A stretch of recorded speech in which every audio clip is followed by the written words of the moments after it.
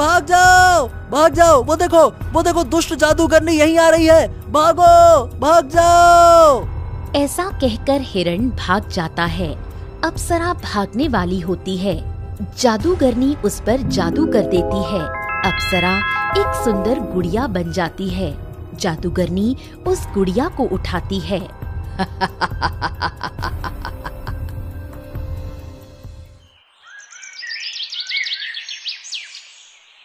महाराज आदित्य अपनी महारानी मैनावती और राजकुमार के साथ वन विहार के लिए गए थे। उनके साथ कोई भी सैनिक या मंत्री नहीं था। सभी वन में घूमने का आनंद ले रहे थे। तभी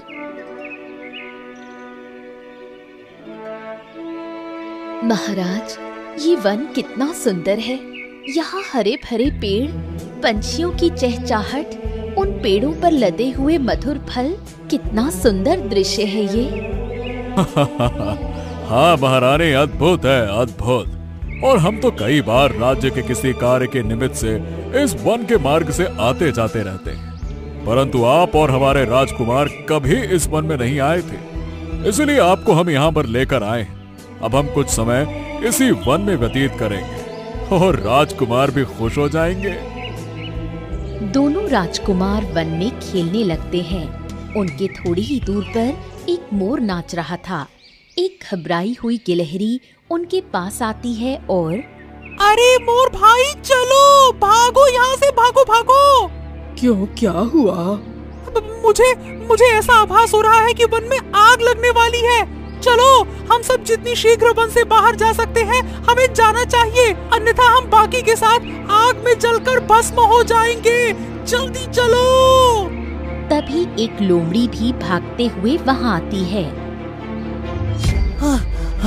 चलो, वन के दूसरी तरफ आग लग गई है।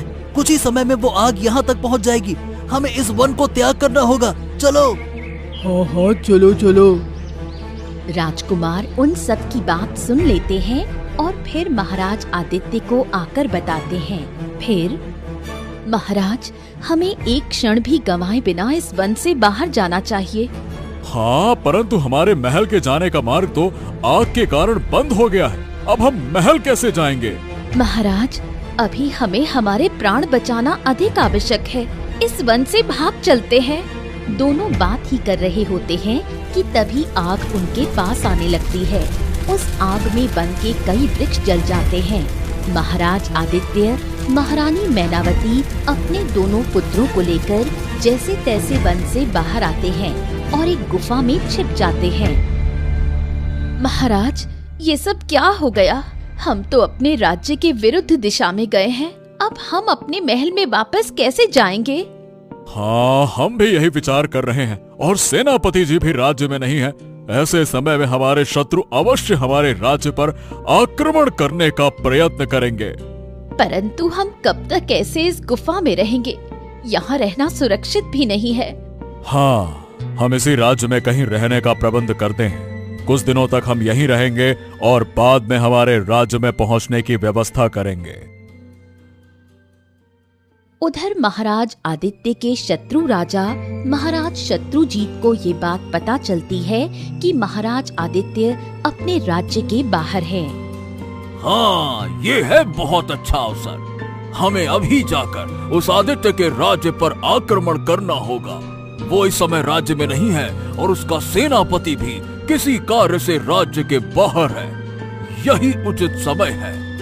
ऐसा कहकर महाराज शत्रुजीत अपनी सेना को लेकर महाराज आदित्य के राज्य पर आक्रमण कर देते हैं। महाराज आदित्य की सेना शत्रुजीत की विशाल सेना का सामना नहीं कर पाती और हार जाती है। महाराज आदित्य के राज्य पर महाराज शत्रुजीत अपना अधिकार कर लेते हैं।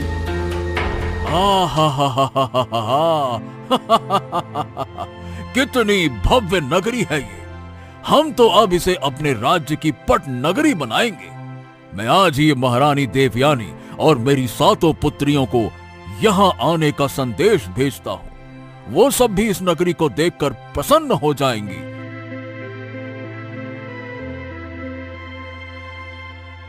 महाराज शत्रुजीत की पत्नी महारानी देवयानी के साथ उनकी सातों राजकुमारियां पट नगरी में आती हैं। वहाँ का राजमहल देखकर सभी प्रसन्न हो जाती हैं। महारानी देवयानी राजमहल के एक कक्ष में जाकर उस कक्ष को देखने लगती हैं। अरे वाह, कितना सुंदर कक्ष है ये अवश्य उस महारानी का कक्ष होगा। यहाँ कितने सारे मूल्यवान वस्त्र और आभूषण रखे हैं। देवयानी अब महाराज के कक्ष में आती है।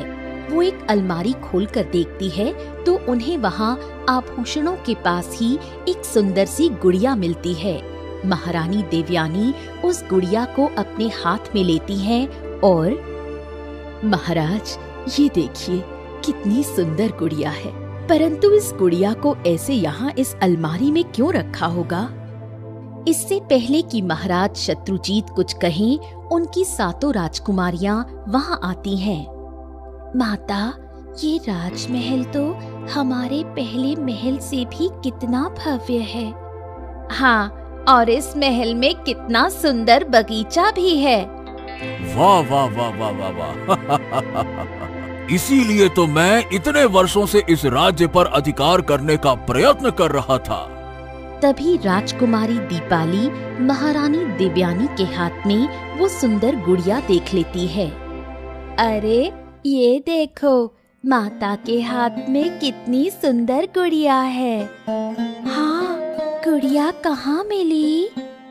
अरे ये गुड़िया यहीं इस अलमारी में रखी थी। चलो अब इस गुड़िया के साथ खेलेंगे। राजकुमारी दीपाली महारानी के हाथ से वो गुड़िया ले लेती है और सभी बहनें उस गुड़िया के साथ खेलने लगती हैं।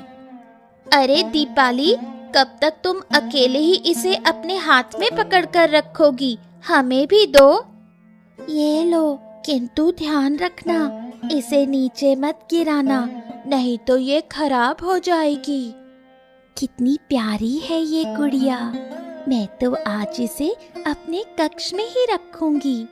ठीक है, हम सब 7 बहनें हैं और एक सप्ताह में 7 दिन होते हैं, तो हर रोज हम में से एक के पास ये गुड़िया रहेगी, ठीक है? हाँ ठीक है, इससे हम सबको इसके साथ खेलने का अवसर मिलेगा। सभी बहनें उस गुड़िया को बगीचे में ले जाकर खेलने लगती हैं।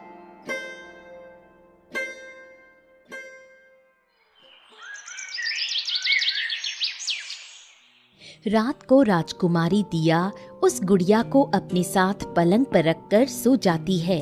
कुछ देर बाद उन्हें एक आवाज आती है, मेरी सहायता करो, मुझे यहाँ से मुक्त करो। गुड़िया की आवाज सुनकर राजकुमारी दिया की नींद खुल जाती है और अरे ये गुड़िया तो बोल भी रही है, लेकिन क्या कोई गुड़िया बोल सकती है? ऐसा कहकर राजकुमारी दिया उस गुड़िया को राजकुमारी दीपाली के कक्ष में फेंककर अपने कक्ष में आती है। अरे ये गुड़िया तो दिया के पास थी, यहाँ कैसे आ गई? जाने दो, चलो गुड़िया अब तुम मेरे पास सो जाओ। राजकुमारी, मेरी सहायता करो, मुझे यहाँ से मुक्त करो। ये गुड़िया बोल भी सकती है, परंतु ऐसा कैसे हो सकता है? राजकुमारी, अपने माता पिता से कहो कि मेरी सहायता करें, मुझे यहाँ से मुक्त करें। गुड़िया को बोलते हुए देख राजकुमारी दीपाली भी घबराने लगती है और राजकुमारी सोनाली के पास आती है। क्या हुआ दीपाली, तुम ऐसे घबराई हुई क्यों हो? दीदी, वो गुड़िया मुझसे बात कर रही थी। क्या? अरे कोई गुड़िया बात कैसे कर सकती है? तुमने अवश्य कोई स्वप्न देखा होगा। नहीं दीदी, मैं सत्य कह रही हूँ। वो गुड़िया कह रही थी कि मेरी सहायता करो, मुझे यहाँ से मुक्त करो। क्या? चलो मेरे साथ। सोनाली और दीपाली के कक्ष में आती हैं। उन्हें देखकर गुड़िया फिर से बोलने लगती है, मेरी सहायता करो राजकुमारी, मुझे मुक्त करो। गुड़िया को बोलते हुए देख राजकुमारी सोनाली भी आश्चर्य में पड़ जाती है। वो उस गुड़िया को वहीं छोड़कर दीपाली के साथ अपने कक्ष में जाती है।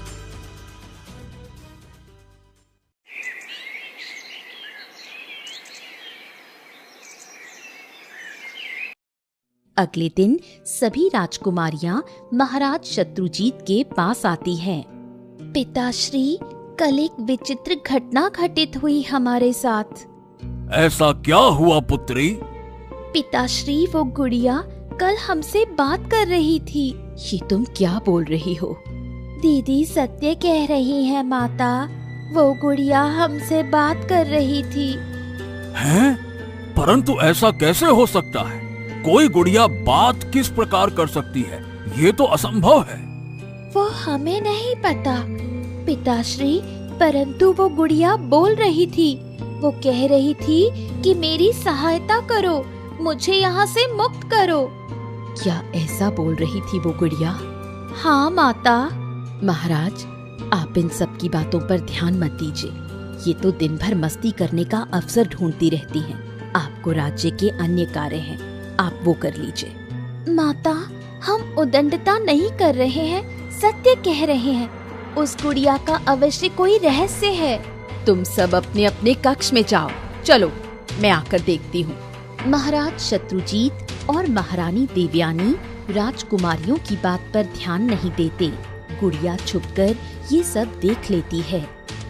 इसका अर्थ है कि ये लोग ऐसे मेरी बात का विश्वास नहीं करेंगे।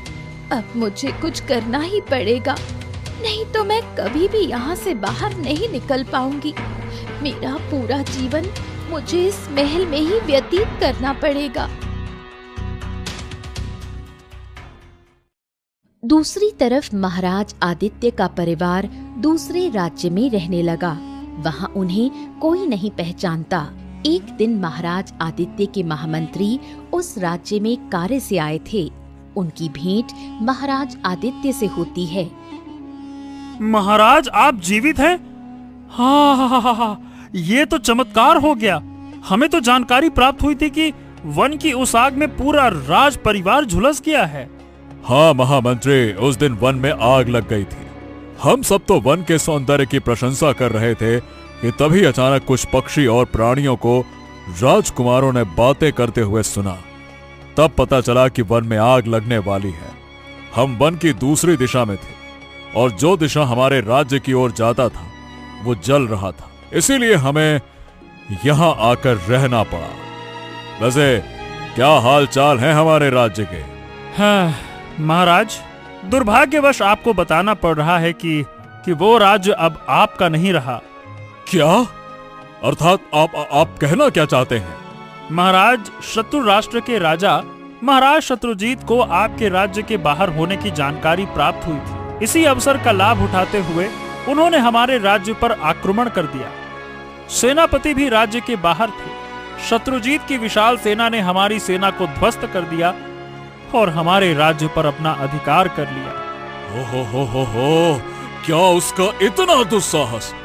अब मैं उस पर आक्रमण करूंगा। कैसे करेंगे महाराज? हमारे पास अब अपनी सेना बची नहीं है। महाराज शत्रुजीत ने प्रजा की कई समस्याओं का निवारण करके उनके मन में अपने लिए विश्वास जागृत कर लिया है। अब तो प्रजा उन्हें अपना राजा मानने लगी है महाराज। अब यदि आप राज्य में प्रवेश करेंगे तो महाराज शत्रुजीत आपकी हत्या करवा देंगे या फिर आपको बंदी बना लेंगे। मेरे विचार से आप किसी सुरक्षित स्थान पर जाकर अपना जीवन व्यतीत कीजिए महाराज।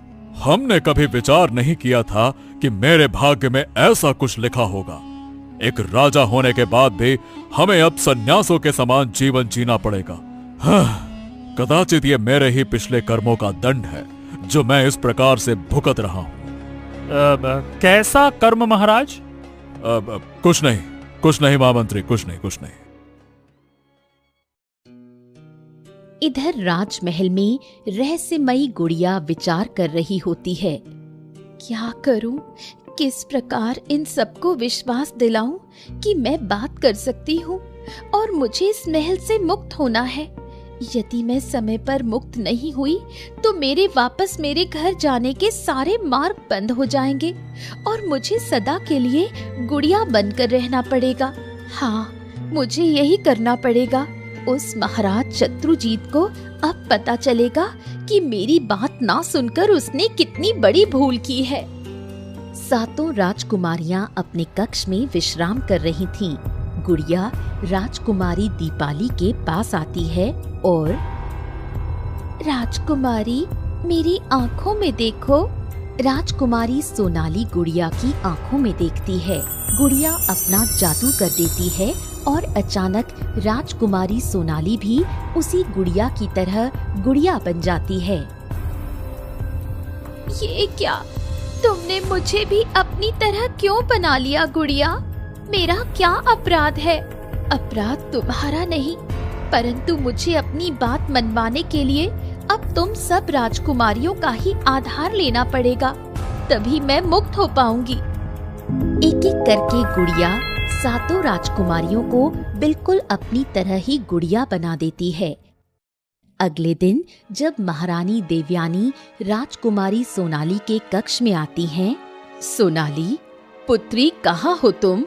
महारानी गुड़िया को पलंग पर देखती है। फिर ये देखो, जिस गुड़िया से भयभीत हो रही थी उसी को अपने पलंग पर रखा है। महारानी देवयानी गुड़िया को उठाती है। तभी गुड़िया के अंदर से आवाज आती है, माता, मैं गुड़िया नहीं, आपकी बेटी सोनाली हूँ। क्या? ये तुम क्या बोल रही हो? मैं सत्य कह रही हूँ माता। उस दिन हम सबने आपको कहा था कि वो गुड़िया बोल सकती है, अवश्य उसका कोई रहस्य है, परंतु आपने हमारी बात को नहीं माना। उस गुड़िया को हमारी सहायता की आवश्यकता थी, परंतु हमने उसकी सहायता नहीं की, इसलिए उसने मुझे भी उसी की तरह गुड़िया बना दिया। वो कह रही थी अब वो हम राजकुमारियों को अपनी सहायता का आधार बनाएगी। क्या? महारानी देवयानी गुड़िया बनी सोनाली को हाथ में पकड़कर बाकी राजकुमारियों के कक्ष में जाती है। सभी राजकुमारियां गुड़िया बनी होती हैं। अपनी सातों गुड़िया बनी राजकुमारियों को लेकर महारानी देवयानी रोते हुए महाराज शत्रुजीत के पास आती हैं। क्या हुआ महारानी, आप रो क्यों रही हैं? और आपके हाथों में ये इतनी सारी गुड़िया कहाँ से आई? महाराज, ये गुड़िया नहीं, हमारी बेटियां हैं। क्या? हमारी बेटियां? हाँ महाराज, उस रहस्यमयी गुड़िया ने हमारी सभी बेटियों को उसकी तरह गुड़िया बना दिया है। क्या? मतलब ऐसा कैसे हो सकता है? और उस गुड़िया की हमारे साथ शत्रुता क्या है? वो सब मैं नहीं जानती महाराज, परंतु अवश्य उस गुड़िया का कोई रहस्य है। उसे हमारी सहायता की आवश्यकता थी, हमने उसकी सहायता नहीं की, इसलिए उसने हमारी बेटियों को गुड़िया में परिवर्तित किया है। आप कुछ कीजिए और हमारी बेटियों को पहले जैसा बनाइए। हाँ, आप चिंता मत कीजिए, मैं कुछ करता हूँ महारानी, निश्चिंत रहिए। राजकुमारियों को गुड़िया बनाने के बाद गुड़िया महल से बाहर आकर प्रजावासियों को गुड़िया बनाना शुरू करती है। जो भी उसके सामने आता है वो गुड़िया बन जाता है। पूरे नगर में अफरा तफरी मच जाती है। ये जानकारी देने के लिए महामंत्री महाराज शत्रुजीत के पास आते हैं। महाराज, महाराज, महाराज, प्रजा का रक्षण कीजिए, प्रजा को बचाइए महाराज, बचाइए। अरे लेकिन हुआ क्या, ये तो बताइए महामंत्री जी। महाराज, एक गुड़िया राजमहल से बाहर आई है और वो सबको अपने जादू से उसी तरह गुड़िया बना रही है। महाराज, इस प्रजा का जो भी वासी उसके सामने आता है, गुड़िया उस पर अपना जादू कर देती है। बाहर मार्ग पर कई प्रजाजन गुड़िया बनकर खड़े हैं महाराज। क्या? हे भगवान, हे भगवान, उस गुड़िया ने सातों राजकुमारियों को भी गुड़िया बना दिया। उस गुड़िया को शीघ्र ही पकड़कर यहाँ ले आया जाए। जाओ। अरे परंतु महाराज, कैसे? सभी गुड़िया तो एक ही जैसी दिख रही हैं। हम कैसे पहचानेंगे कि वास्तविक गुड़िया है कौन सी? आप एक काम कीजिए, सभी पड़ी हुई गुड़िया को उठाकर राजमहल के एक कक्ष में बंद कर दीजिए। 2 सैनिक साथ लेकर जाइए। जब उन्हें मार्ग पर चलने वाली कोई गुड़िया दिखाई दे तो उन्हें उसे पीछे से पकड़कर उसका चेहरा ढकने को कहिए। वो इसी तरह पकड़ी जाएंगी। उसके सामने जाकर उसे पकड़ने का कोई उपाय नहीं है। पीछे से जाकर चेहरा ढकना है, ठीक है? ठीक है महाराज, जैसी आपकी आज्ञा। महामंत्री सैनिकों को साथ लेकर जाते हैं। मार्ग में पड़ी सभी गुड़ियों को महामंत्री कुछ सेवकों की सहायता से महल के कक्ष में लेकर आते हैं। वो गुड़िया आगे जाने लगती है, तभी उसे बनवारी और हरिया दिखाई देते हैं। हरिया, भागो जल्दी से। अरे जो भी काम कर रहे हो छोड़ो और भागो भागो भागो। अरे बनवारी, हुआ क्या ये तो बताओ। अरे नगर में एक रहस्यमयी गुड़िया घूम रही है। वो अपने जादू से सभी प्रजाजनों को गुड़िया बना रही है। गुड़िया, चलो। क्या? ये तो बड़ी विचित्र बात है। अरे अभी बातें मत करो, चलो चलो चलो चलो, वन में भाग रहा हूँ, चलो जल्दी से। हरिया और बनवारी वन में भाग जाते हैं। वहाँ उन्हें एक ऋषि मिलते हैं। क्या हुआ? तुम दोनों ऐसे भयभीत होकर क्यों भाग रहे हो? ऋषिवर, हमारे नगर में एक गुड़िया घूम रही है जो अपने जादू से सबको गुड़िया बना रही है। उसी से बचकर हम यहाँ छिपने आए हैं। अच्छा अच्छा अच्छा अच्छा, आप यहीं छुप जाओ, मैं जाकर आपके महाराज से भेंट करता हूँ। परंतु बाबा, अगर उस गुड़िया ने जादू कर दिया तो? नहीं, वो मुझ पर जादू नहीं कर सकती पुत्र। मुझ पर किसी जादू का कोई प्रभाव नहीं होता। गुड़िया प्रजाजनों को ढूंढते हुए नगर में घूमने लगती है। उसे रास्ते में कोई भी प्रजाजन दिखाई नहीं देता। लगता है सभी नगरवासी कहीं छुप गए हैं। कोई बात नहीं, जितने भी मेरी तरह बने हैं उतने पर्याप्त हैं महाराज से अपनी बात मनवाने के लिए। अब तो महाराज को मेरी बात माननी ही होगी, और यदि उन्होंने मेरी बात स्वीकार नहीं की तो उनकी पुत्रियां सदा के लिए उनकी आंखों के सामने गुड़िया बनकर रहेंगी। दो सैनिक बड़ी मेहनत के बाद उस गुड़िया को पकड़ते हैं। महामंत्री सैनिकों के साथ महाराज शत्रुजीत के पास आते हैं। महाराज, ये रही गुड़िया, गुड़िया पकड़ी गई। अच्छा, शाबाश शाबाश। अब एक काम करो, इस गुड़िया को भी उसी कक्ष में रख दो जहां बाकी की गुड़िया रखी हुई है। मैं देखता हूं कि इस समस्या का क्या उपाय करना है। ले जाओ इसे। तभी वहां वो ऋषि आ जाते हैं। प्रणाम ऋषिवर। कल्याण हो राजन। राजन, मैं यहाँ आपके समस्या का निवारण करने आया हूँ। आपका बहुत बहुत आभार ऋषिवर। उस दुष्ट गुड़िया ने मेरे 7 पुत्रियों और साथ ही साथ कई प्रजाजनों को अपनी तरह गुड़िया बना दिया है महाराज। अब आप ही कुछ सहायता कीजिए महाराज, कुछ रास्ता दिखाइए। राजन, हमें सबसे पहले उस गुड़िया का रहस्य ज्ञात करना होगा। उसके बाद ही हम ये निश्चित कर पाएंगे कि करना क्या है। अवश्य ऋषिवर, परंतु समस्या ये है कि हम उस वास्तविक रहस्यमयी गुड़िया को पहचानेंगे कैसे? सभी गुड़िया तो एक समान दिख रही हैं। कहाँ हैं सभी गुड़िया? ऋषिवर, हमने उन्हें एक कक्ष में बंद करके रखा है। ठीक है, मैं अपनी विद्या से एक जादुई आईना प्रकट करता हूँ। आप उस आईने को उस कक्ष में रख दीजिए और छुपकर देखिए। उस जादुई आईने में सभी के वास्तव प्रतिबिंब दिखने लगेंगे। इससे आप बड़ी ही सरलता से उस रहस्यमयी गुड़िया को ढूंढ पाएंगे। ऐसा कहकर ऋषि अपनी विद्या से एक जादुई आईना प्रकट करते हैं। महाराज शत्रुजीत के सैनिक उस कक्ष में वो जादुई आईना रख देते हैं जहाँ सभी गुड़ियों को रखा हुआ था। महाराज शत्रुजीत और महारानी देवयानी छुपकर देखने लगते हैं। ऋषि भी वहाँ होते हैं। उस आईने में सभी के वास्तविक प्रतिबिंब दिख रहे होते हैं। उन सबके एक आईने में एक सुंदर अप्सरा का प्रतिबिंब होता है। बाप रे, ये इतनी सुंदर अप्सरा इस आईने में दिख रही है। वाह राजन, यही वो रहस्यमयी गुड़िया है जो हमें आईने में अप्सरा की तरह दिख रही है। फिर ऋषि उस गुड़िया को बाहर लेकर आते हैं। गुड़िया बोलने लगती है। मुझे क्षमा करे महाराज, मैं विवश थी, इसलिए मुझे ये सब करना पड़ा। ऐसी कैसी विवशता कि तुम्हें मेरे सभी पुत्रियों समेत प्रजाजनों को गुड़िया बनाना पड़ा? ये क्या बात हुई? महाराज, आपको सब विस्तार से बताती हूँ। कुछ वर्षों पहले वास्तव में गुड़िया स्वर्ग की एक अप्सरा थी। उसे पृथ्वी पर विहार करना बहुत पसंद था, परंतु अप्सराओं को स्वर्ग लोक छोड़कर जाने की अनुमति नहीं थी। एक बार जब वो अप्सरा बिना अनुमति पृथ्वी पर आ रही थी, तब एक देवता उसे देख लेते हैं और तुम्हारा इतना दुस्साहस! तुम्हें पता है ना कि अप्सराओं को स्वर्ग लोक छोड़कर जाने की अनुमति नहीं है, फिर भी तुमने ये उद्दंडता की। अब दंड स्वरूप तुम्हें अगले अनुवर्ष तक पृथ्वी पर वास करना होगा। बहुत अच्छा लगता है ना तुम्हें पृथ्वी लोक पर जाना। अब जब तक तुम इतना ज्यादा समय वहां व्यतीत नहीं करोगी, तब तक तुम्हें इस बात का महत्व समझ में नहीं आएगा कि स्वर्ग लोक क्या है।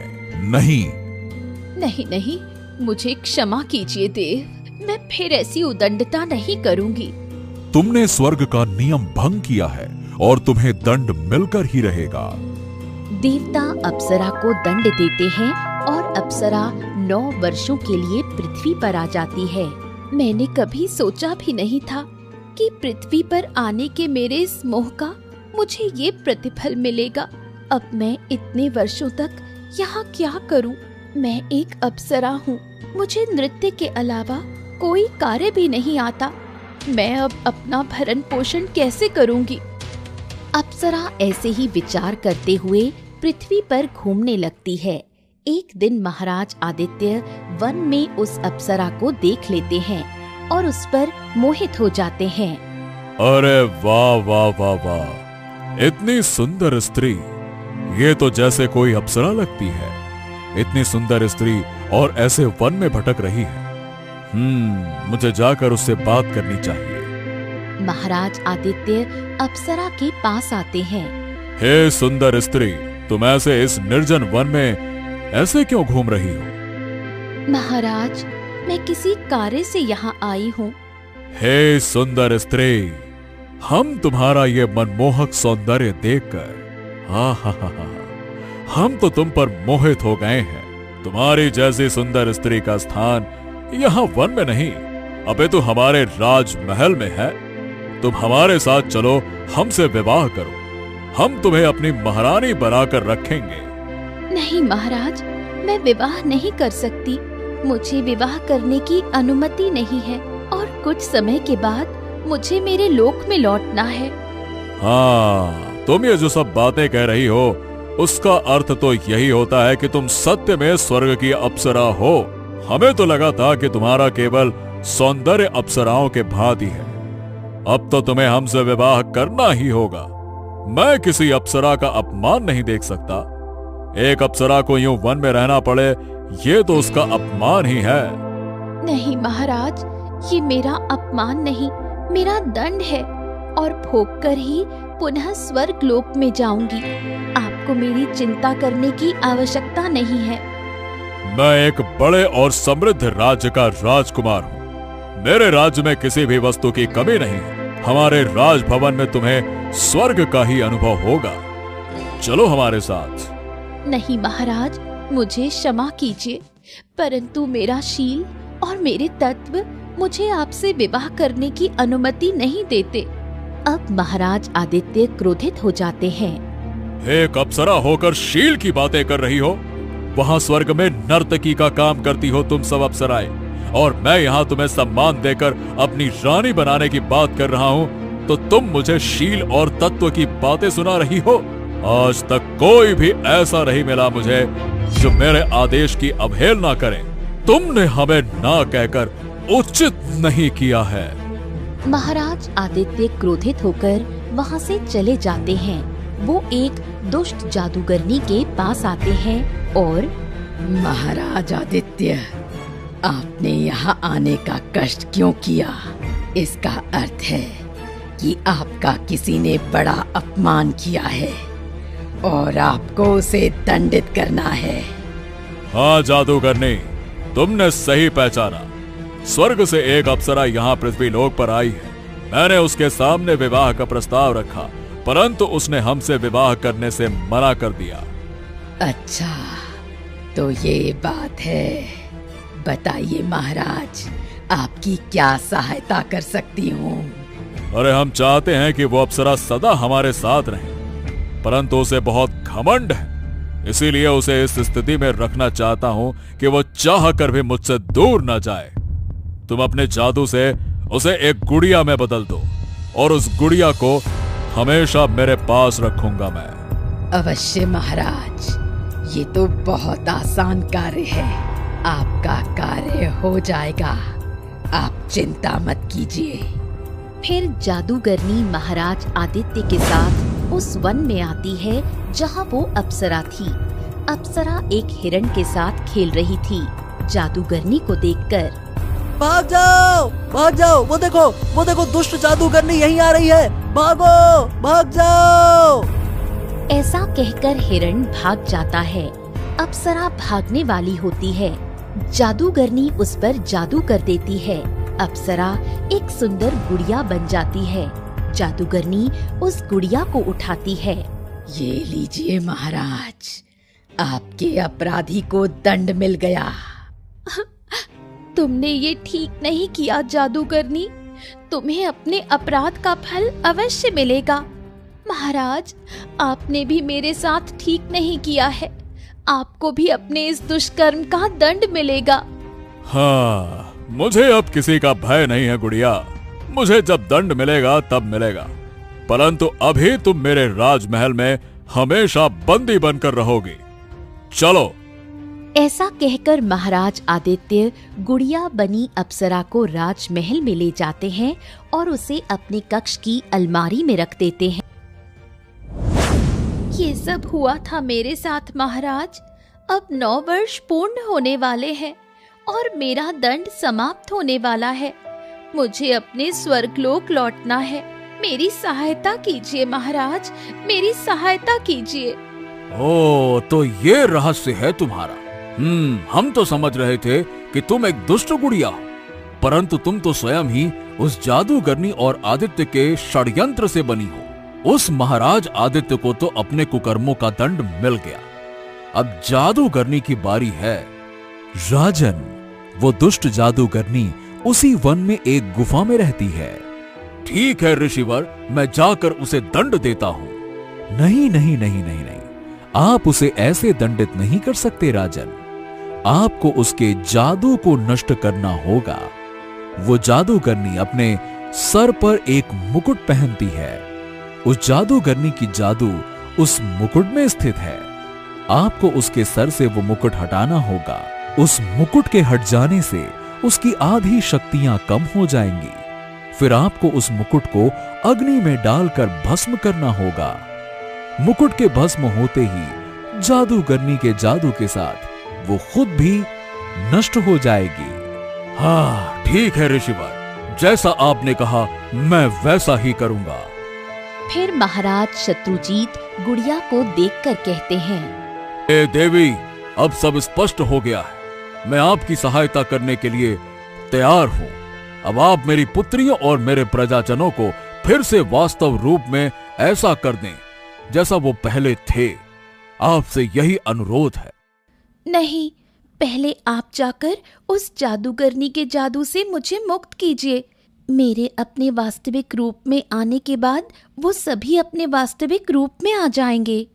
गुड़िया की बात सुनकर महाराज शत्रुजीत जादूगरनी को दंड देने के लिए वन में आते हैं। वो जादूगरनी को ढूंढते हुए गुफा में चले जाते हैं। वहाँ जादूगरनी आग जलाकर बैठी हुई होती है।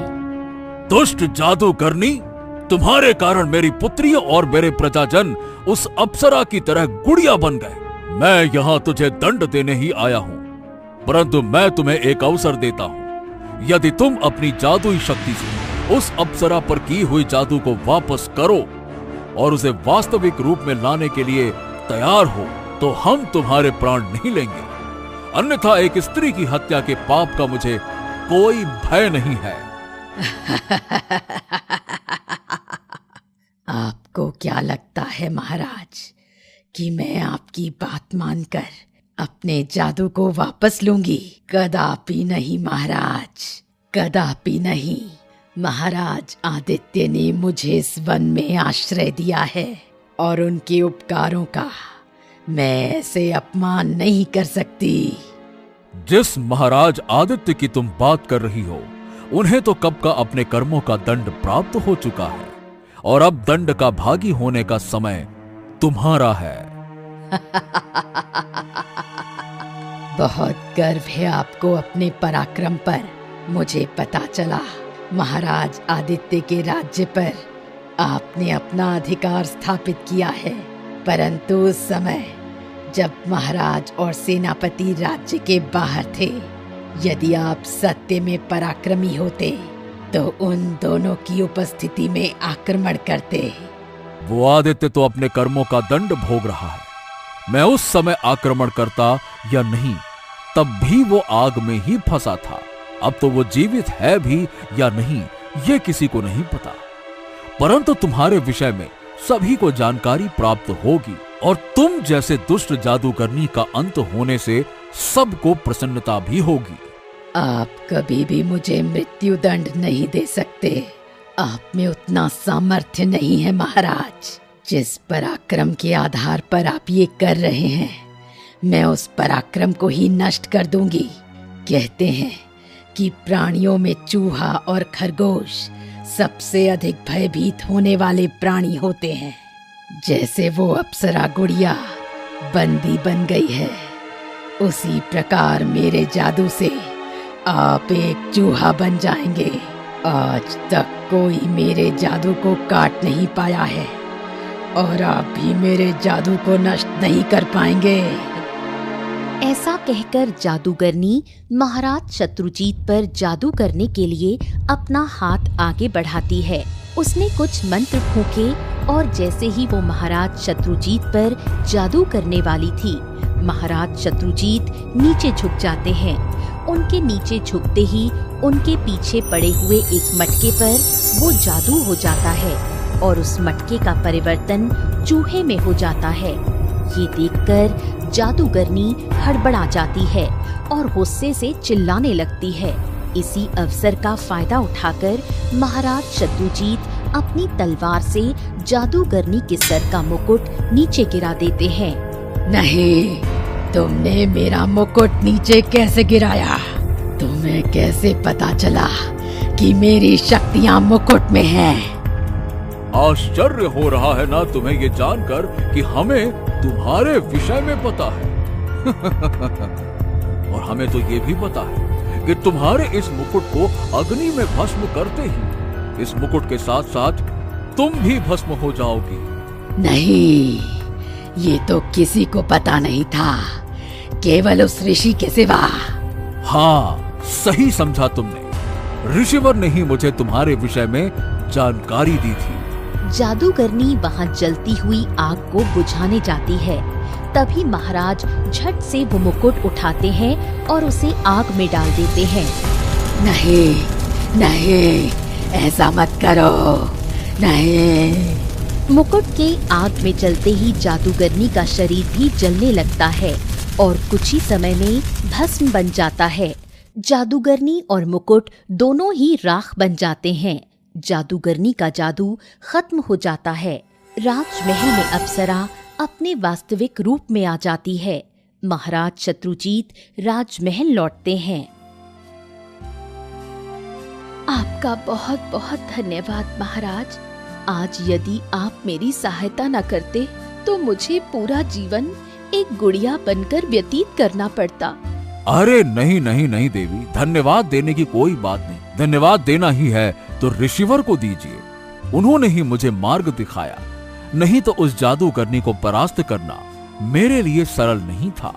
अप्सरा अपने जादू से महाराज शत्रुजीत की 7 पुत्रियों और उनके प्रजाजनों को गुड़िया के रूप से मुक्त करती है। सभी अपने वास्तविक रूप में आते हैं। महाराज, मुझे आज्ञा दीजिए, अब मेरा स्वर्गलोक जाने का समय आ गया है। अवश्य देवी, मैं आपको मुक्त कर सका, ये मेरे लिए सौभाग्य की बात है। राजन, कोई भी कार्य बिना कारण नहीं होता। आपका इस राज्य पर अधिकार करने का विचार करना ये नियति की योजना थी। महाराज आदित्य ने इस अप्सरा के साथ अनुचित व्यवहार किया था। उस दुष्ट जादूगरनी ने महाराज आदित्य के दुष्कर्म में उसकी सहायता करके खुद को पाप का भागी बनाया था, उन दोनों को दंड देकर आपने पुण्य का संचार किया है। ऋषिवर सबको आशीर्वाद देकर वन में चले जाते हैं। अप्सरा भी अपने स्वर्गलोक चली जाती है। महाराज शत्रुजीत अपने परिवार के साथ सुखपूर्वक अपने राज्य का कार्य करने लगते हैं।